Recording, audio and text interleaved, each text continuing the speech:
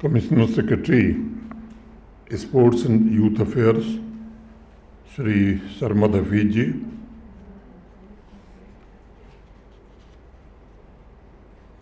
Youth affairs के सभी हमारे जम्मू कश्मीर प्रशासन के अधिकारी, बच्चों, 28वें राष्ट्रीय युवा महोत्सव में भाग लेने दिल्ली जा रहे जम्मू कश्मीर के सभी बच्चों का और उनके साथ जा रहे अधिकारियों का मैं राजभवन में हृदय से स्वागत करता हूं। अभी मेरे पूर्व एक विवरण प्रस्तुत किया गया। मुझे लगता है राष्ट्रीय युवा महोत्सव नौजवानों को लोक नृत्य, पोएट्री, राइटिंग, पेंटिंग और म्यूजिक जैसी विविध विधाओं में अपनी प्रतिभा प्रदर्शित करने का एक अवसर प्रदान करेगा और मैं मानता हूं कि यह इंडिविजुअल लीडरशिप को आइडेंटिफाई करने और उसे नर्चर करने का एक सशक्त प्लेटफॉर्म भी बनेगा। दिल्ली जाने से पहले जैसा बताया गया, यूटी स्तर पर राष्ट्रीय युवा महोत्सव के लिए प्रतिभाओं को तलाशने और तराशने के लिए जो आयोजन किए जाते हैं, मुझे लगता है कि वो ज़्यादा महत्वपूर्ण हैं और मैं समझता हूँ कि भिन्न डिस्ट्रिक्ट से और विभिन्न पृष्ठभूमि से आए हुए युवा एक दूसरे से मिलते हैं, एक दूसरे से सीखते हैं और एक दूसरे को प्रेरित भी करते हैं। पहले तो मैं आप सबको बधाई देता हूं कि एक बड़ी संख्या में से चुन करके आप चिन्हित किए गए हैं, इसकी मैं बधाई आपको देता हूं। दूसरी बात, मुझे लगता है कि विभिन्न संस्कृतियों और प्रतिभाओं की बेहतर समझ भी आप में विकसित होती है, जिससे जम्मू कश्मीर की विविधता को समेटे हुए युवा भारतवर्ष की एकता और अखंडता को मजबूत करने में योगदान दे सकेंगे। मैं मानता हूं कि राष्ट्रीय सांस्कृतिक मानचित्र पर जम्मू कश्मीर का स्थान बड़ा ही महत्वपूर्ण है और प्राचीन काल से बहुत महत्वपूर्ण है।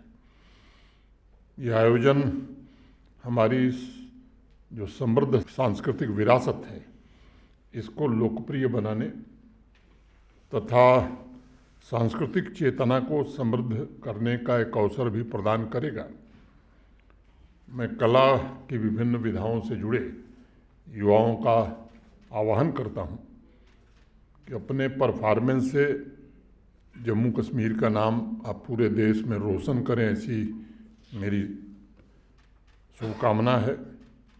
राष्ट्रीय युवा महोत्सव केवल कार्यक्रमों और कंपटीशन से संबंधित एक आयोजन नहीं है, बल्कि हमारे युवाओं को, यूथ को देशभक्ति की भावना के साथ भविष्य की चुनौतियों और जिम्मेदारियों को संभालने के लिए तैयार करने की एक बड़ी भूमिका भी है।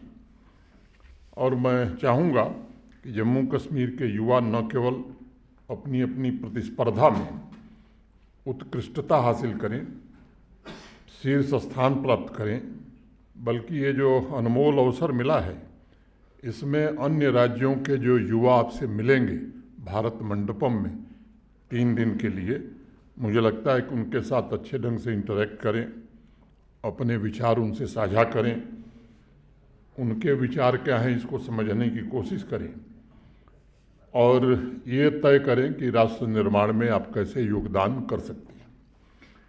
इस बात को बराबर याद रखिएगा कि हर पीढ़ी, हर देश अपने युवाओं को बड़ी आशा और उम्मीद से देखता है।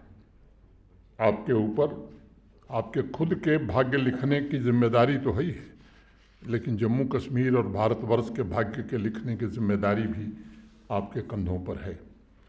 Viksit Bharat and young leaders dialogue, इस कंपटीशन में भी जम्मू कश्मीर के आप सब युवा भाग ले रहे हैं। मैं आपके श्रेष्ठतम प्रदर्शन की शुभकामनाएं देता हूं। पिछले 10 वर्षों में देश ने जो विकास की गति देखी है, उसमें मैं मानता हूं कि देश की युवा ऊर्जा का, यूथ पावर का बड़ा योगदान है। जब जम्मू कश्मीर में विकसित भारत कैंपेन लॉन्च किया गया था, तब भी इसकी बागडोर जम्मू कश्मीर के यूथ को ही सौंपी गई थी। मुझे आपके सामर्थ्य, आपके परिश्रम, आपके स्किल्स, आपकी कल्पना की शक्ति पर मुझे पूरा भरोसा है और मैं उम्मीद करता हूं कि आपके क्रिएटिव पावर से जम्मू कश्मीर तथा विकसित भारत के निर्माण की प्रक्रिया को निश्चित रूप से नई गति मिलेगी।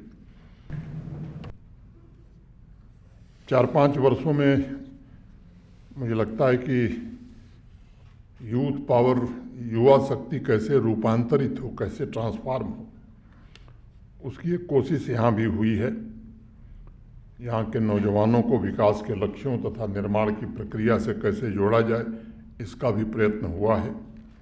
और मैं कह सकता हूँ कि काफ़ी हद तक युवा शक्ति को विकास की धारा से जोड़ने में जम्मू कश्मीर प्रशासन को पिछले कुछ वर्षों में सफलता मिली है।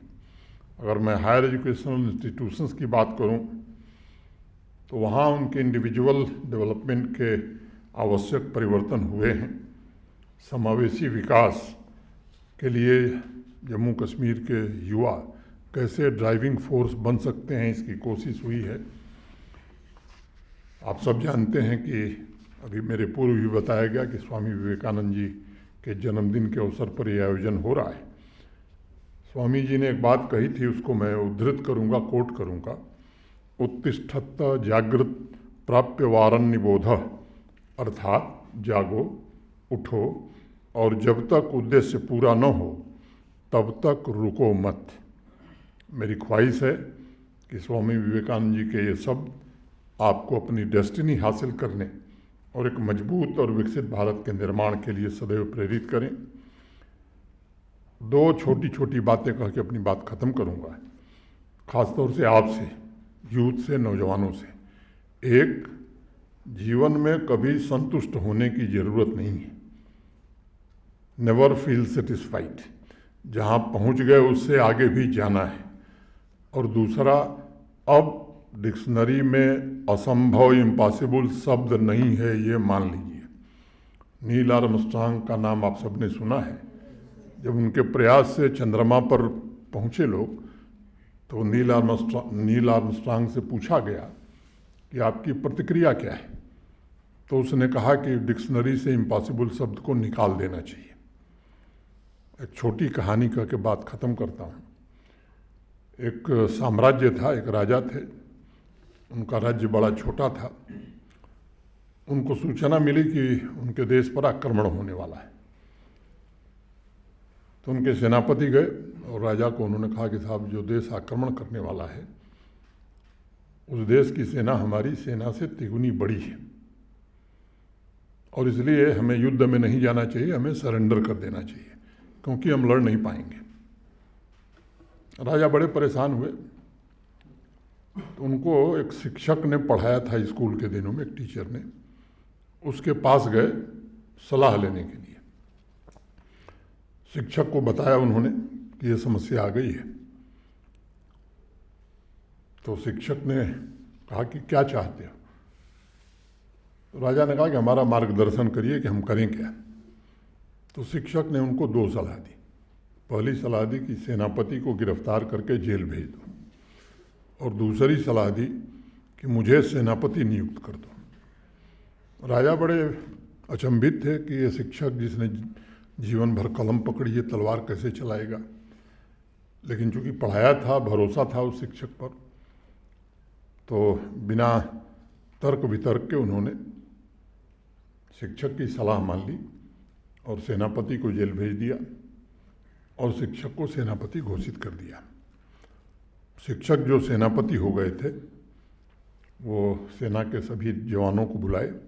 छोटी सेना थी और जोश भरा और कहा कि युद्ध के लिए आप सब तैयार रहिए।